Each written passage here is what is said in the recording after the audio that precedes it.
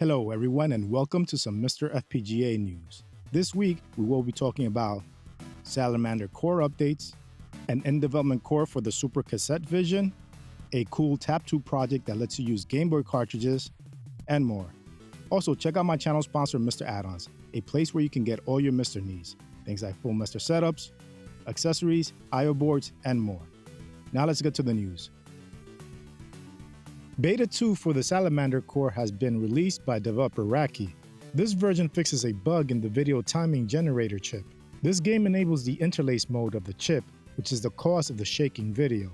The core is available on Raki's Patreon. The next game in the MiSTer FPGA Discord game challenge is Bullfight by Sega, which Mr. Walrus describes in the post as a true arcade oddity. It's a single credit score challenge on default settings, and the challenge goes until September 22nd. Now this is a core that's still in development, but showing some good progress. Being developed by Reverend Gumby on Discord, this is a core for Epoch's Super Cassette Vision. This is a console that was released in 1984 and competed with Nintendo's Famicom and Sega's SG-1000. It was released in both Europe and Japan. Unfortunately, the console didn't take off, forcing Epoch to drop out of the console market. The console itself has a library of about 30 games. You can download the core from the developer's GitLab page or from the Super Cassette Vision channel on the MiSTer FPGA Discord. Here are some games to show what the system is capable of. Nebula is a side-scrolling shoot-'em-up. Star Speeder is a pseudo 3D space racing game. And here's Lupin 3, a side-scrolling platformer.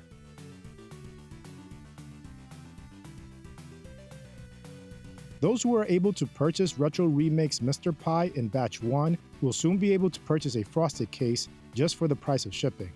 There aren't any plans to officially sell these cases, because Taki says that he wants current MiSTer vendors to offer case options for his MiSTer Pi. Ultimate MiSTer showed an image of their upcoming complete MiSTer FPGA kit. Powered by the QM Tech board, it has everything you need for a MiSTer FPGA experience. It includes built-in RAM, is compatible with dual RAM, there's a snack port, and there are some cool extra features, like an aluminum case with different options for color, and there's integrated TapTo support so you can use NFC cards to easily launch your games. The price of the kit is €200, which is much cheaper than kits using the official DE10 Nano. Super TapTo Boy is a custom case project created by Phoenix on Discord. This project utilizes a Super NES shell with a single board computer inside. Then, a Super Game Boy shell is attached for reading games. The Super Game Boy shell contains an NFC reader that plugs into the single board computer that is inside the Super NES shell. The single board computer can be either a Raspberry Pi or a MiSTer FPGA. You can then use some NFC stickers on the Game Boy shells that will allow you to insert them into the Super Game Boy, and the NFC reader inside the Super Game Boy will have the MiSTer launch the game that's encoded onto the NFC sticker. Phoenix has a video demonstrating everything in action. You can also check out the TapTo wiki for instructions on getting this project set up. Core developer Raki has hinted on the development of a Twinbee core. Here is what Raki says in the post, which has schematics for the game. Will I be able to make a Twinbee alpha core by the end of next month? The arcade game Twinbee has two versions. One runs on Konami's Bubble System hardware that use a unique storage method called bubble cartridges. It is a sort of non-mechanical magnetic storage system that was said to be more reliable than floppy or tape media. Raki is also developing a core for Konami's Salamander, and that game runs on the GX400 hardware. This hardware is the same as the Bubble system, but uses standard ROM chips instead of the Bubble cartridges. There is also a version of Twinbee that runs on the GX400, but I think Raki is currently working on the Bubble system version because the Bubble system is mentioned in the posted schematics.